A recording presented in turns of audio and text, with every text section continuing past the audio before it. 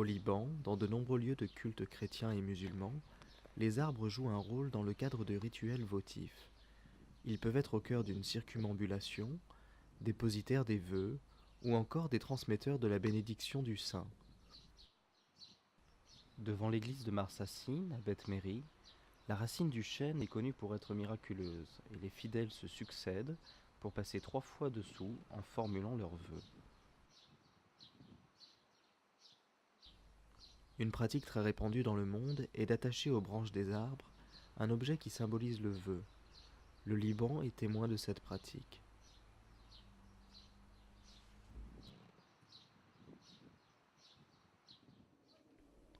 Sur le sentier menant vers le vieux couvent de Notre-Dame des Lumières, Saïdet el-Nourié, les pèlerins ont pris l'habitude de nouer aux arbres des mouchoirs en papier à la place des tissus.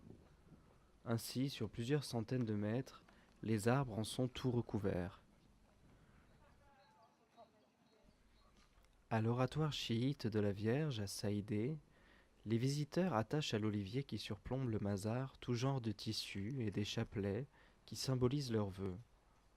On trouve parfois, comme sur cette photo, des petits rouleaux de papier avec le vœu formulé. À l'église de Mar Antonios à Hadès, les femmes qui désirent un enfant attachent aux oliviers en face de l'église des petits sacs contenant une pierre.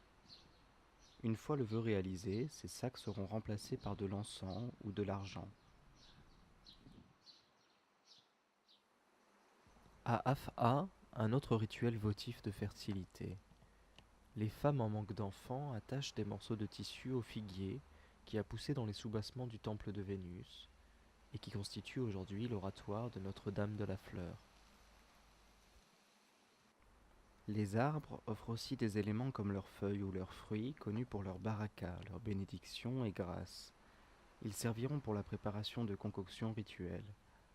Au pied des chênes du Makam de Nabi Bari, dans le Hakkar, les dévots ramassent les glands des somptueux chênes connus pour être miraculeux.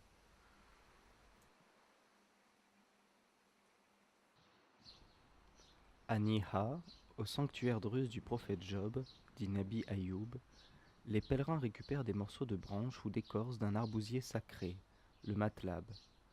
Cet arbre mystérieux tranche avec les autres arbres qui l'entourent par la couleur rougeâtre de son tronc qui donne l'impression d'une peau malade, comme l'a longtemps été le prophète Job. En conservant des morceaux de cet arbre, les pèlerins conservent un peu de la baraka, la bénédiction du saint.